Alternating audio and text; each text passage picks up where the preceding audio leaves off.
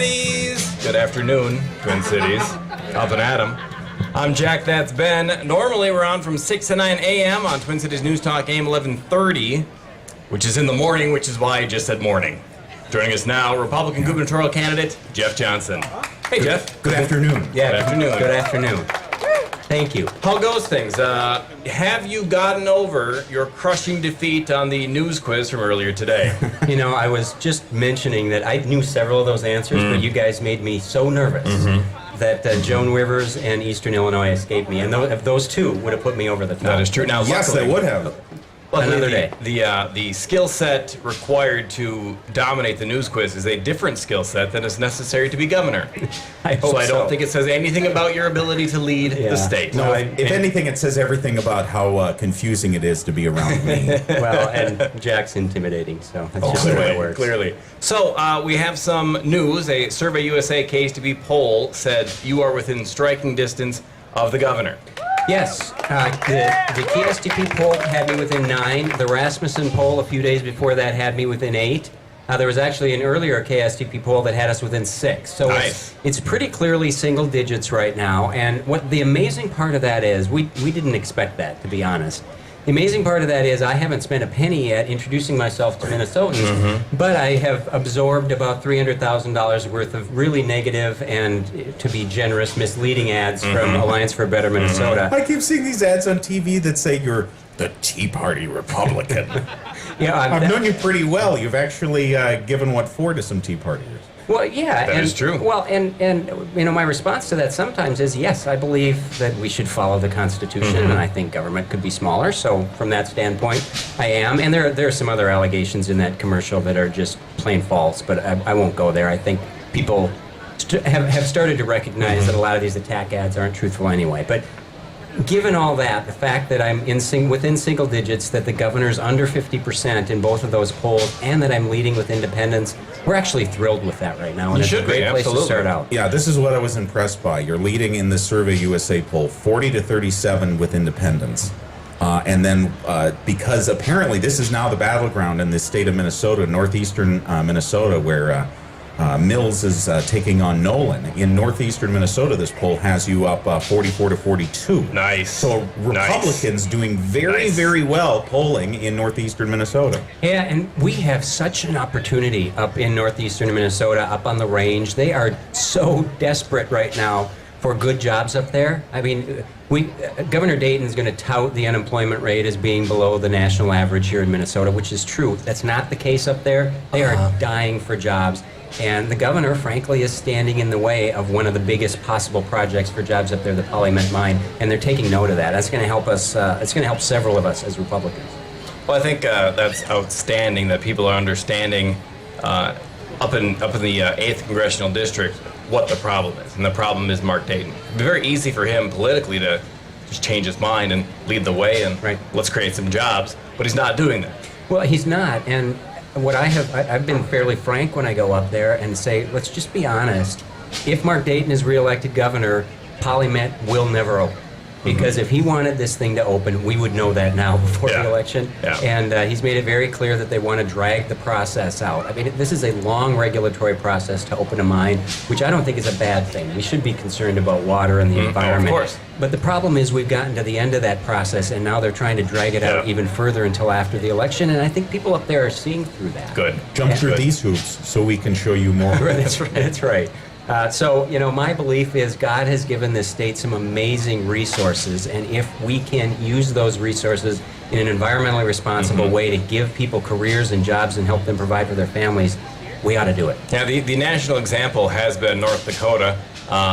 Their minimum wage, the effective minimum wage is what, $17 an hour? Yeah, up there. The government minimum wage is totally irrelevant Right. in North Dakota because Right. the market is setting one that's higher, and that's rather than talking for an entire year about what we should set the minimum wage at as a government, we should be talking about how we can grow the economy so that in order to hire someone good, you've got to pay them a lot more than $9.50 or $9.75 an hour. We're just not there yet in this state. In fact, we're moving the other way. The idea that wages only go up through government force is ridiculous. That's right. And North Dakota is a great example of that, whether you're talking about the minimum wage or whether you're talking about utilizing the resources that are there, again, in a responsible way to provide people with real jobs.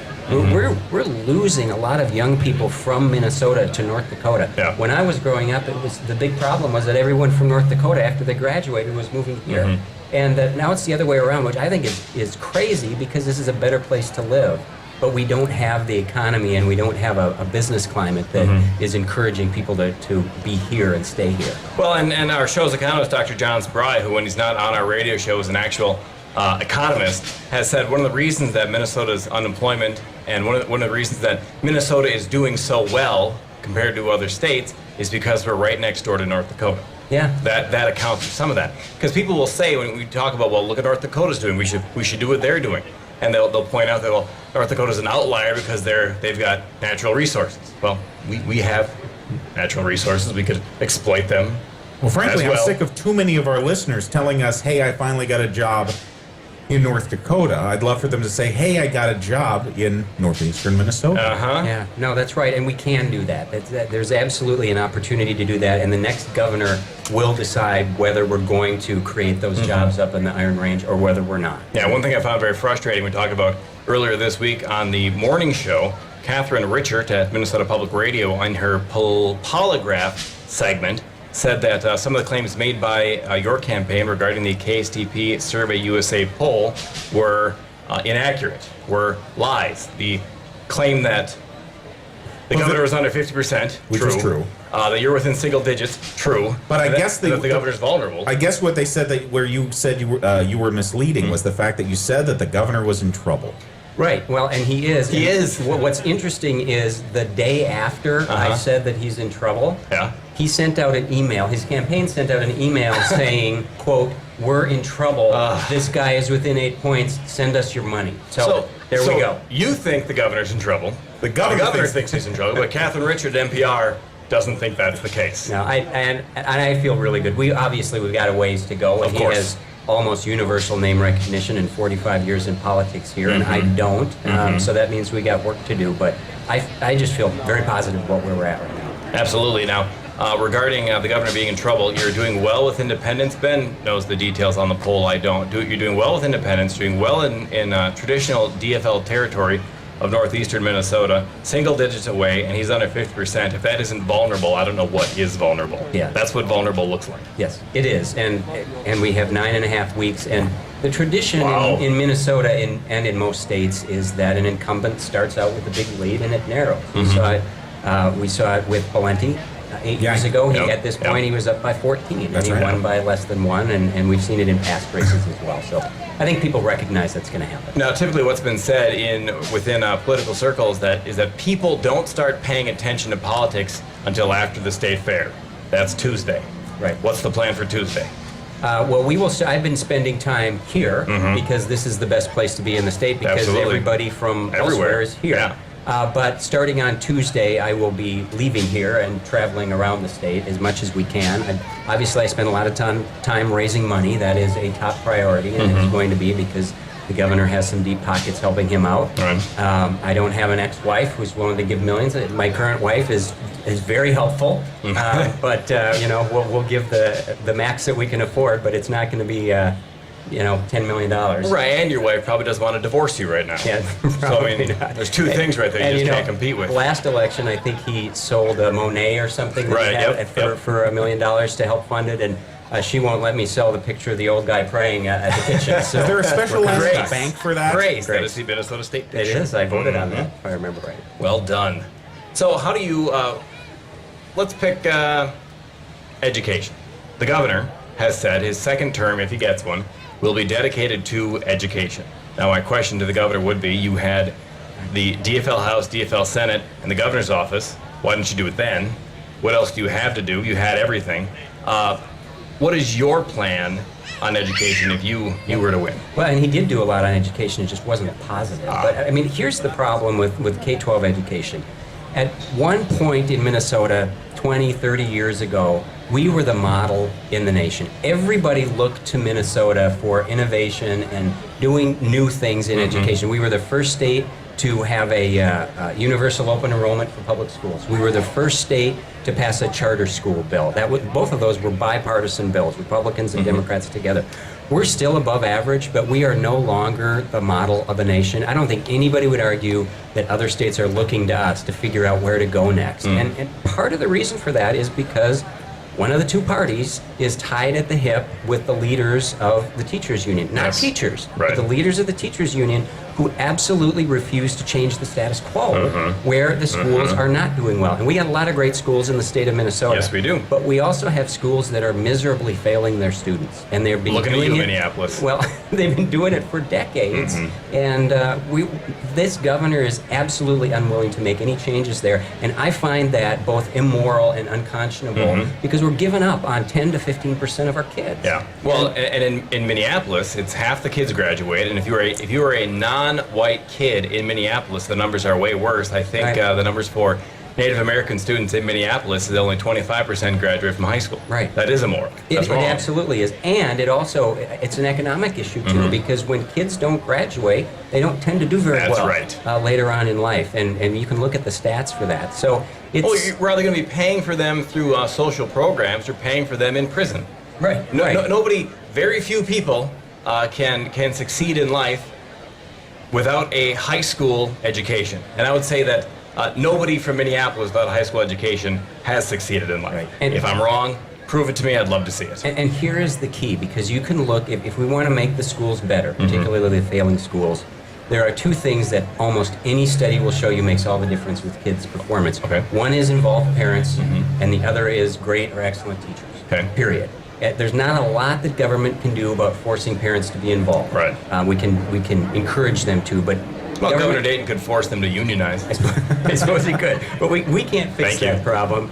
But there's a lot that the government can do to allow school districts and schools to hire and retain and promote and reward the greatest teachers. And we're moving in exactly the opposite direction right now. One of the governor's few policy vetoes in the last 3 years was Teach for America, which Democrats and Republicans alike, it was a DFL bill, agree that this is great, particularly for inner city schools, because you're hiring young, energetic, creative new teachers that can inspire kids. What is Teach for America? I'm unaware. Teach for America is a national organization that trains people generally right out of college to go teach in inner city schools in some of the toughest neighborhoods. And they go in usually for a year or two or three and bring some new blood and new creativity and the energy. Track record is amazing. A lot of the they're employees, a lot of the Teach for America teachers are teachers of color, which we have learned is a good thing for a student of color. And the principals that I talk to, particularly in Minneapolis, say this is such a gift to us. We love bringing these young teachers in because they can really connect with these kids and change their lives. And what the governor did was he vetoed the bill to fund that, essentially making it very, very difficult for any Teach for America teachers to teach in. So let me ask you this. In Minneapolis, where only half the kids graduate, and it's far less than half if you happen to be a non-white student, there's a program that exists that has a proven track record of success that gets young, energetic teachers, some of whom are non-white teachers, that is more effective for non-white poor students. And the governor vetoed that, wouldn't fund it. Why? Because the leaders of the teachers union run our education system in the state, and they didn't want the competition. And So this is why- Teach for America teachers wouldn't be unionized? Teach for, they might be part of the union, but they still see it as competition from the teachers that are already out there. And again, I try to be careful because I don't want to bash on teachers. They are the key to this whole thing. Absolutely. It's just that the union leadership is running the Department of Education in the state. Can I give you one more example? Fire away. Quick? LIFO, last in, first out. One more point on the Teach for America thing is a very clear example of the governor picking politics and his party over what is morally right. Yes.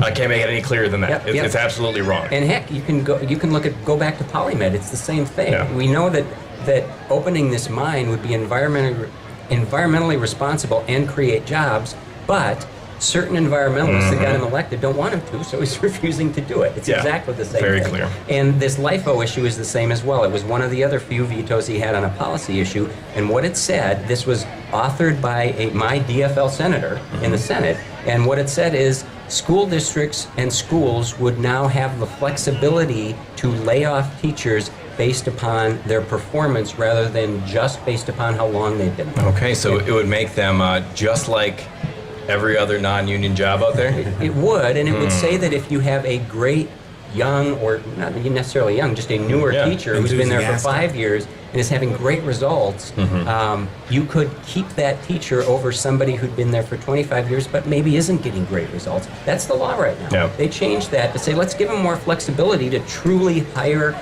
and reward the great teachers, and the union leaders said no, and so the governor said no. I'm just sick and tired of Democrats, of liberals, lying with the idea that they have the monopoly on caring, that they are the only ones that care about kids, that they are the only ones that care about teachers, that they are the only ones that care about education. The fact is that conservatives want great education, want great things for our teachers, want great things for our kids, because education is the best way to build the economy, to get people out of generational poverty, and to get us to a place where everyone can have the American dream. Right, and I'm talking about that a lot. The governor doesn't want to talk about the achievement gap between white students and students of color. He doesn't want to talk about it because they haven't fixed it. They won't try, and we need. Well, they've thrown as much. They keep throwing money at it. That's going to work, right? They have thrown money at it. They have thrown all of their compassion at it. The DFL in Minnesota owns the education system. They have said they care about education, they care about minorities. You horrible Republicans don't, yet their system is failing minority students. And they're not willing to try something new or better. Because the power structure of the education in this state funnels money into getting Democrats elected. And it's dirty. And the key is trying something new. When we are failing, we have certain schools that are chronically failing. What we've got to do is just keep trying new things until we figure out how to turn that around so that we're not leaving all these kids behind. Because that's what we're doing, and it's so wrong. And you say that to a Democrat, and they will say, well, if we try something and it doesn't work, well, those kids aren't going to get a good education. Well, as it is now, half the kids in Minneapolis aren't getting a good education. It has to be trial and error. Or maybe look at other states and see what they've done. That's exactly take what we works. should do. And talk to parents in North Minneapolis, mostly single moms. And one after another, they say, I would give my left arm to send my kid to a better school, or better yet, to fix the school they're already in. Vouchers alone are not the answer, because we ought to let parents make changes in the schools that their kids are already in, and we don't do that either. So there's a lot that can be done, but we've got to have the guts to actually make the changes. Yeah, and I would hope that people who have their kids in a failing school would recognize who is to blame and start voting accordingly. There is no way right now, if your kid is in a bad school and you don't have the financial wherewithal to put them somewhere else, they're stuck. They're stuck. They get that education, and that education plays a big part in determining how the rest of their life ends up. If I were a parent who had a kid in that situation and I couldn't get out, I'd be furious. Can I give you an idea away. to deal with some of the chronically failing schools?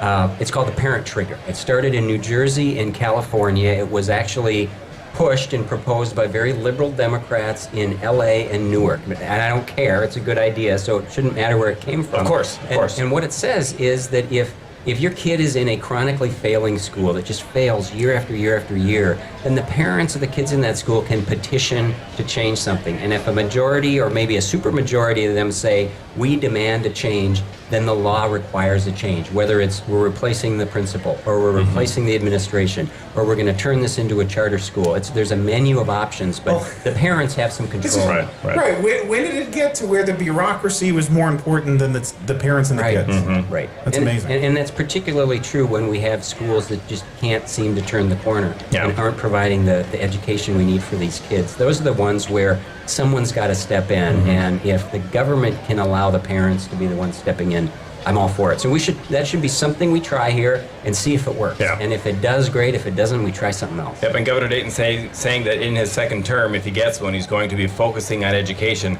I will guarantee you, all of the options we just talked about are not going to be on Mark Dayton's list. It'll be more of the same. It'll be more money, more union authority, less you, less your kid, less parents. I'm voting for Jeff Johnson. Well, thank you. No problem. Today's the day. I made my mind Brown up. seems to be with him. No Mark Dayton. Well, and I think he actually has focused on education, but we're going in the wrong direction. So I actually will focus on changing education for the better, and we'll focus on what's best for the kids in the system, not what's best in the adults leading the system. That's right. All right, we did jobs. We did education. That's the low-hanging fruit for Mark Dayton because he's been so bad on them. What else do you think? We got, was it 9.5 weeks? 9.5 With weeks. Kim Basinger and Mickey Rourke? I don't think I saw that one. That's part of your quiz next week. Yeah.